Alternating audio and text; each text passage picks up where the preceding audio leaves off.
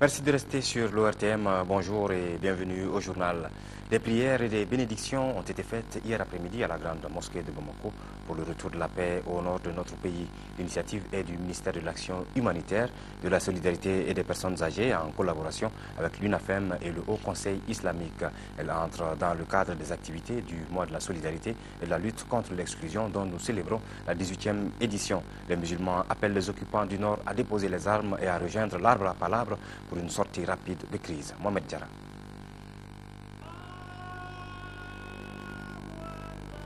C'est à l'unisson que les musulmans ont fait des bénédictions et imploré le Tout-Puissant pour la reconquête de l'intégrité territoriale du pays. Le jour et le moment sont symboliques. D'abord, le vendredi saint et nous sommes au mois de la solidarité et de lutte contre l'exclusion.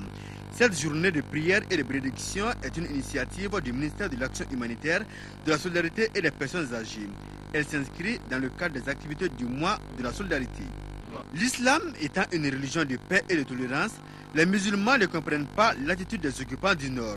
Ils réfutent catégoriquement l'hypothèse de l'application d'une quelconque charia. On n'a jamais connu ça. Bon, à Tombouctou, ils ont cassé des mosquées, ils ont cassé des tombes pour des futilités. Nous faisons notre religion, honnêtement, comme le prophète l'a dit. Cette prière du vendredi a été précédée de la lecture du Coran par les femmes musulmanes du Mali. Pour celle-ci, il n'y a pas meilleure arme pour implorer Dieu que le Saint-Coran. Chacun a peur et chacun supplie Dieu afin que Dieu puisse faire en sorte que le Mali recouvre non seulement sa liberté, son unité, son intégrité territoriale. Vous savez, le musulman, son arme, c'est le Coran. Cette initiative du ministère de l'Action humanitaire suscite de l'espoir, surtout en ce mois d'octobre, mois de la solidarité et de lutte contre l'exclusion.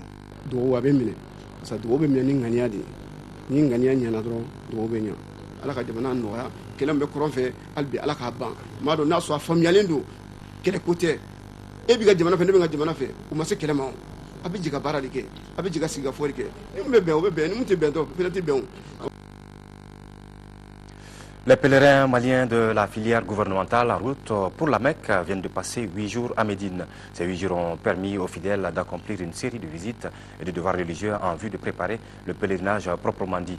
Les membres de la Commission nationale d'organisation du pèlerinage 2012 étaient présents pour veiller à ce que la restauration et la santé des pèlerins soient bien assurées. Mamadou Nyamadjara.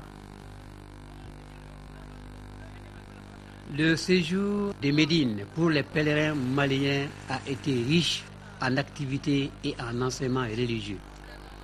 Les pèlerins ont connu des journées particulièrement chargées. Ils étaient partagés entre les moments de prière dans la célèbre mosquée de Médine, les ziyaras, les 3 repas quotidiens et la fréquentation du service de santé pour ceux qui sont malades. Les organisateurs sont satisfaits du déroulement de ce séjour. Ce que je retiens fondamentalement cette année, c'est que le gouvernement a pris des dispositions idoines pour que le pèlerin puisse accomplir au mieux son devoir religieux, surtout sa prière au niveau de la mosquée. Parce que vous savez que le bâtiment loué par le gouvernement se trouve tout juste à 100 mètres de la sainte mosquée du prophète, paix et salut sur lui. Un des temps forts de ce séjour fut les ziyaras. Les pèlerins ont découvert et prié dans la mosquée Kouba, première mosquée de vendredi construite par le prophète Mohammed, paix et salut sur lui. Ils ont également visité les montagnes de Oud, là où le prophète, paix et salut sur lui, a livré des batailles victorieuses contre ses ennemis. En fait, les ziyaras de Médine jouent un grand rôle dans la préparation du pèlerinage. Les ziyaras des pèlerins transitèrent à Médine avant l'étape de la Umrah à la Mecque. Cette étape est très importante dans la préparation psychologique, morale des pèlerins. Pour la restauration des pèlerins, la société Boukari et Frères s'en occupe avec fierté.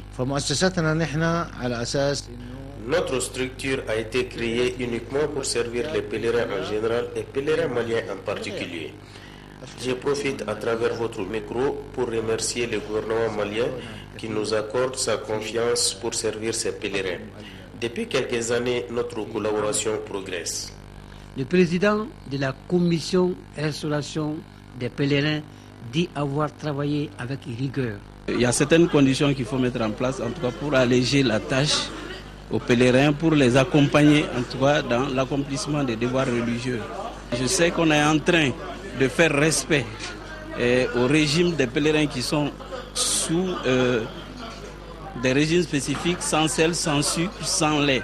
Au plan sanitaire, les quelques cas de maladies rencontrés chez les pèlerins ont été rapidement pris en charge.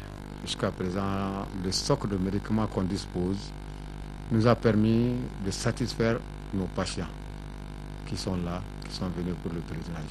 Jusqu'à présent, ça va pour le moment. Les premiers convois des pèlerins maliens de la filière gouvernementale quittent Médine ce samedi 6 octobre 2012 pour la Mecque. Bon pèlerinage donc à nos compatriotes qui sont du côté de la Mecque.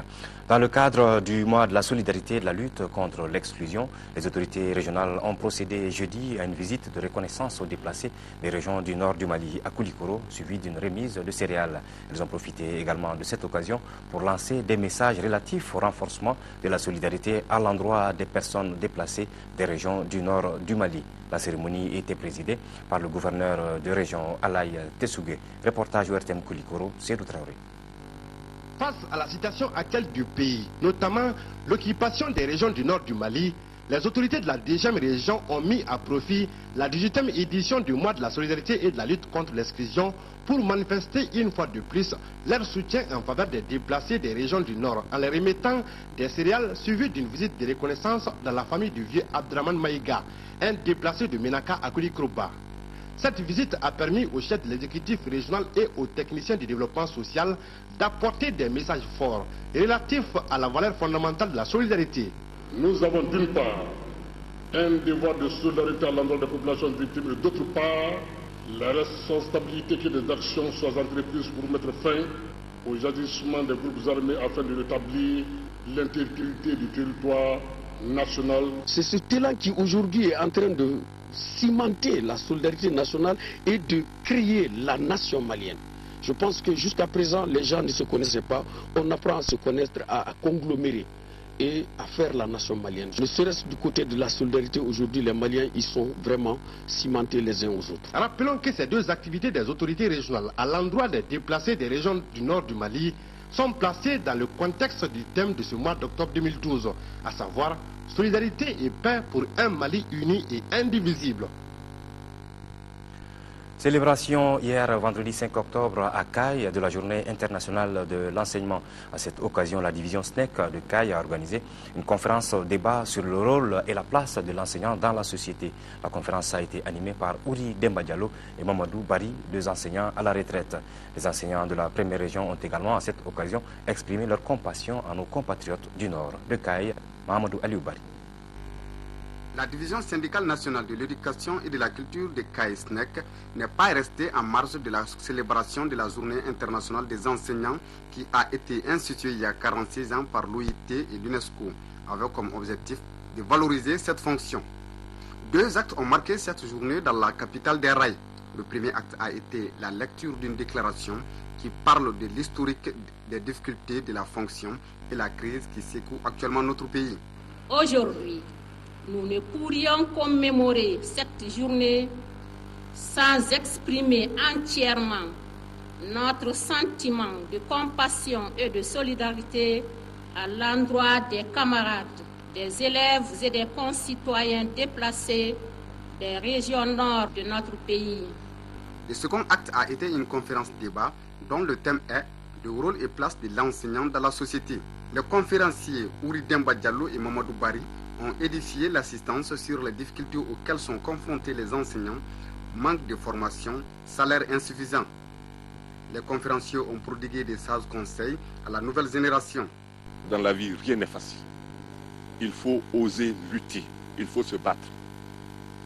Il faut continuer à se cultiver. Il faut avoir l'amour du métier, il faut avoir l'amour des enfants. pour que la mission qui nous est assignée, nous puissions la mener à bon port. 2 élèves de l'école Kasso, qui sont les premiers de leur classe, ont reçu des fournitures scolaires. Des diplômes de reconnaissance ont été remis aux personnes qui ont soit marqué le monde de l'éducation ou qui ont contribué à la réussite de l'événement. Actualité hors de nos frontières, Syrie-Turquie, c'est un retour au calme à la frontière entre les deux pays après les représailles de la Turquie suite aux tirs d'obus syriens qui avaient fait 5 morts et plusieurs blessés civils. Le Premier ministre turc Recep Erdogan a affirmé qu'il n'avait pas l'intention de déclencher une guerre entre les deux pays. La Turquie a cependant renforcé sa présence dans la zone touchée par Damas. Retour au calme à la frontière syro-turque au lendemain des représailles d'Ankara aux tirs d'obus syriens qui avaient fait 5 morts et plusieurs blessés, tous civils. Un calme malgré tout sous surveillance, à en croire Recep Erdogan. Fort du feu vert du Parlement pour riposter, le Premier ministre turc a affirmé qu'il n'avait aucune intention de déclencher une guerre avec la Syrie et qu'il recherchait la paix et la sécurité dans la région. La Turquie est capable de protéger ses citoyens et ses frontières. Personne ne devrait tester notre détermination sur ce sujet.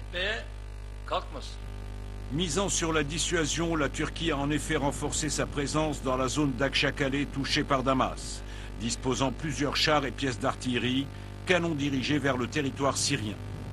Deuxième armée de l'OTAN en effectif après l'américaine, l'armée turque a certes tous les moyens pour écraser celle de Bachar el-Assad, mais sa marge de manœuvre reste limitée.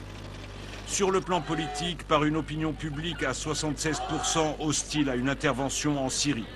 Des milliers de manifestants l'ont même fait savoir dans le pays avant d'être dispersés par la police. À cela, il faut ajouter un tiers de la population alévi proche des alaouites syriens, ainsi que les autonomistes kurdes. Sur le plan énergétique, la Turquie importe la quasi-totalité de son gaz d'Iran et de Russie, les 2 grands protecteurs de Bachar el-Assad. Si Recep Erdogan a réussi à écarter pour le moment le risque d'une guerre avec le régime syrien, il reste exposé à n'importe quelle provocation de son effroyable voisin. En Grèce, le Premier ministre Anthony Samaras, après les manifestations déclenchées à Athènes, dénonçant des impayés de salaire et la nouvelle coupe salariale des médecins et infirmiers, met en garde contre les conséquences désastreuses d'une sortie de l'euro, sortie qui pour lui n'est pas une option pour la Grèce. Multiples manifestations d'employés de différents secteurs en Grèce. Des ouvriers d'un chantier naval dénonçant des impayés de salaire de plusieurs mois ont envahi la cour du ministère de la Défense à Athènes au cri de voleurs. Devant le refus des protestataires de quitter les lieux, la police a procédé à leur arrestation. Médecins et infirmiers des hôpitaux ont également manifesté contre les nouvelles coupes salariales et réduction des dépenses de la santé publique. Participant à Paris à un débat sur la compétitivité en Europe, le Premier ministre grec a déclaré que la sortie de son pays de la zone euro serait une catastrophe. Ce n'est pas une option pour nous. C'est une catastrophe, un désastre total. Les Grecs ont déjà perdu 35% de leur niveau de vie depuis les 5 dernières années. Si nous quittons l'euro maintenant, on perdra encore 60 à 70% de notre niveau actuel dans les prochains mois. Héraclion a été aussi le théâtre d'affrontements entre les forces anti-émeutes et des centaines d'agriculteurs en colère qui ont tenté d'entrer sur la piste de l'aéroport de la ville. Protestation contre la baisse de remboursement de la TVA et la hausse des cotisations sociales prévues dans les nouvelles mesures d'austérité. Les caisses sont vides, le système est en ruine, la Grèce doit tenir sans nouvelle aide jusqu'à la fin du mois de novembre. Actuellement, le pays négocie avec la Troïka, FMI, Banque mondiale et Union européenne le déblocage de 31,5 milliards d'euros pour commencer à rembourser sa dette intérieure qui s'élève à 8 milliards d'euros. Retour à l'actualité nationale, le cinéma Babemba projette depuis jeudi soir un film qui doit jeter, selon son réalisateur principal, les jalons du nouveau cinéma malien. Un cinéma qui sera axé sur les préoccupations de la jeunesse, d'où d'ailleurs son intitulé Avènement. Ce film est une collection ordonnée de 9 courts-métrages réalisés par les étudiants du conservatoire Bala Faseke Kouyaté en collaboration avec le studio Instant Court. Voici les premières images du film dans ce reportage signé Abouakar Maïga. C'est une nouvelle génération d'acteurs et de réalisateurs maliens qui s'expriment à travers ces films. Composés de 9 courts-métrages et relatant le quotidien de la jeunesse malienne, Avènement est loin d'être un simple titre aux yeux de son réalisateur principal.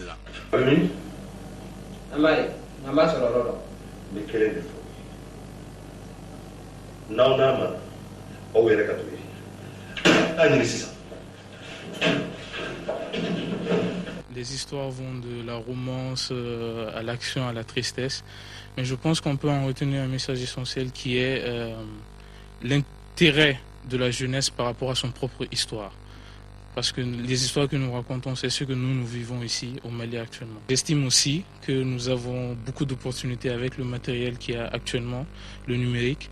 Nous avons, grâce à ces matériels-là, la capacité de réaliser de bons films avec de bonnes histoires, bien réalisées techniquement.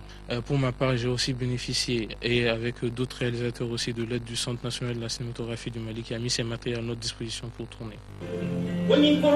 Avec cette projection, une nouvelle maison de production de films sous la marque Instant Court effectue son entrée sur les marchés du cinéma malien et international. Ses premiers produits regardables encore au Babemba doit son grand succès au cinéaste en herbe du conservatoire art multimédia Balafaseki Kouati.